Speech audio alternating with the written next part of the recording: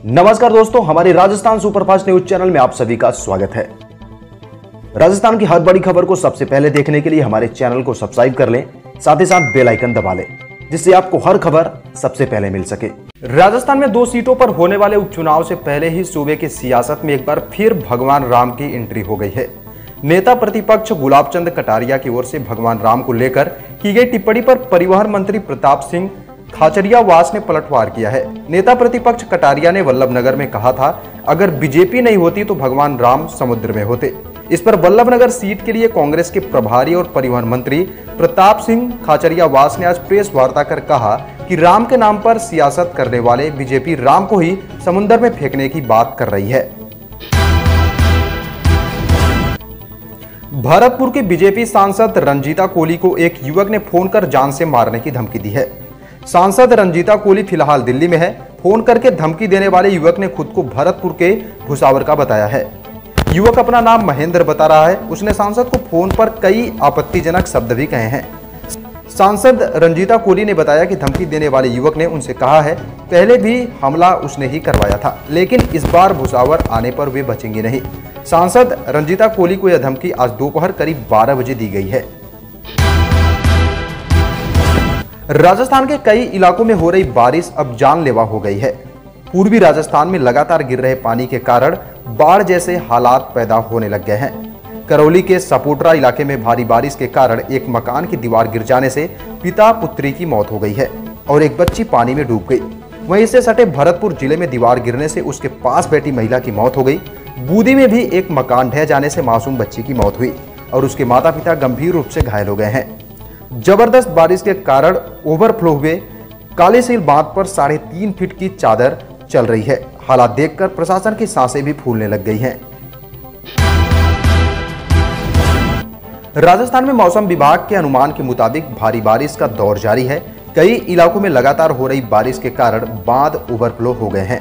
ऐसे में पानी की निकासी के लिए उनके गेट खोले गए हैं। पूर्वी राजस्थान में स्थित पांचना बांध में पानी की भारी आवक होने के कारण उसके 6 गेट खोले गए हैं। इससे भद्रावती और बरखेड़ा नदी उफान पर आ गई है। धौलपुर में आगई डैम में 22 से 19 गेट खोल दिए गए हैं। कोटा संभाग के बूंदी जिले में बारिश से दीवार गिर जाने से एक मासूम बच्ची उसके नीचे दब गई, जिसकी मौत भी हो गई है। भरतपुर जिले में नदी के पास रहने वाले आसपास के लोगों को सुरक्षित स्थानों पर पहुंचाने के निर्देश दिए गए हैं। कोरोना की दूसरी लहर ने जिस तरह राज्यों की हालत खराब की थी, उससे हर कोई वाकिफ है। देश के अधिकतर राज्यों में कोरोना की दूसरी लहर के समय मेडिकल ऑक्सीजन का संकट बहुत ही ज्यादा गहराया था। कई अस्पतालों में मेडिकल ऑक्सीजन की सप्लाई सुचारू रूप से नहीं हो पाने के कारण कई मरीजों को मुश्किल का सामना करना पड़ा था। राज्यों ने केंद्र के ऊपर मेडिकल सप्लाई की उचित व्यवस्था नहीं करने एवं ऑक्सीजन सप्लाई में राजनीति करने के आरोप लगाए थे, लेकिन केंद्र ने सभी आरोपों को सिरे से खारिज कर दिया था।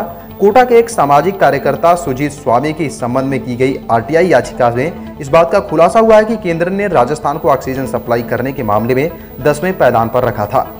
सुजीत स्वामी ने केंद्र से आरटीआई के माध्यम से जवाब मांगा था।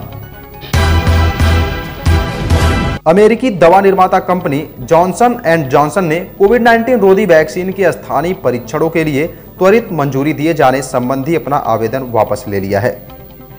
सूत्रों के मुताबिक भारतीय दवा नियामक के हवाले से सोमवार को यह जानकारी दी कि देश के दवा नियामक ने समाचार एजेंसी राइटर ने भारतीय दवा नियामक के हवाले से सोमवार को यह जानकारी दी। देश के दवा नियामक ने कहा कि कंपनी के स्थानीय परीक्षणों के लिए त्वरित अनुमोदन की मांग संबंधी अपना प्रस्ताव वापस ले लिया है। वही जॉनसन एंड जॉनसन ने कहा कि वह अभी भी भारत सरकार के साथ अपने वैक्सीन को लेकर बातचीत कर रही है। भारत चीन कोर कमांडर स्तर की बैठक का 12वां दौर सोमवार को भारत की ओर चुशुल मोल्दो सीमा मिलन स्तर पर आयोजित किया गया। मौजूदा समझौते और प्रोटोकॉल के अनुसार इन शेष मुद्दों को शीघ्रता से हल करने और बातचीत और वार्ता की गति को बनाए रखने पर सहमत हुए। दोनों पक्ष इस बात पर भी सहमत हुए कि अंतरिम रूप में वे पश्चिमी क्षेत्र में वास्तविक नियंत्रण रेखा पर स्थिरता सुनिश्चित करने के लिए अपने प्रभावी प्रयास जारी रखेंगे और संयुक्त रूप से शांति और धैर्य बनाए रखेंगे। कोरोना की दूसरी लहर से अभी थोड़ी राहत मिलना शुरू हुआ था कि जीका वायरस ने सभी की चिंता को बढ़ा दिया है। जीका वायरस देश में अपने पैर धीरे धीरे पसारता जा रहा है। जीका वायरस के मामले केरल में देखने को मिल रहे थे, मगर अब महाराष्ट्र में भी इसका पहला मामला मिला है। स्वास्थ्य मंत्रालय ने जीका वायरस की स्थिति की निगरानी के लिए उच्च स्तरीय टीम को महाराष्ट्र भेजा है। यह टीम राज्य के स्वास्थ्य विभाग के साथ मिलकर काम करने वाली है। भारत सरकार ने नेताजी सुभाष चंद्र बोस की जयंती के उपलक्ष्य में पराक्रम दिवस मनाने के प्रस्ताव को मंजूरी दे दी है। नई दिल्ली के लाल किला में नेताजी सुभाष चंद्र बोस संग्रहालय को स्थापित किया गया है।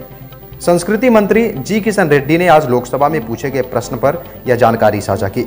बता दें कि सरकार पहले ही इस दिवस को पराक्रम दिवस के रूप में मनाने की घोषणा कर चुकी थी।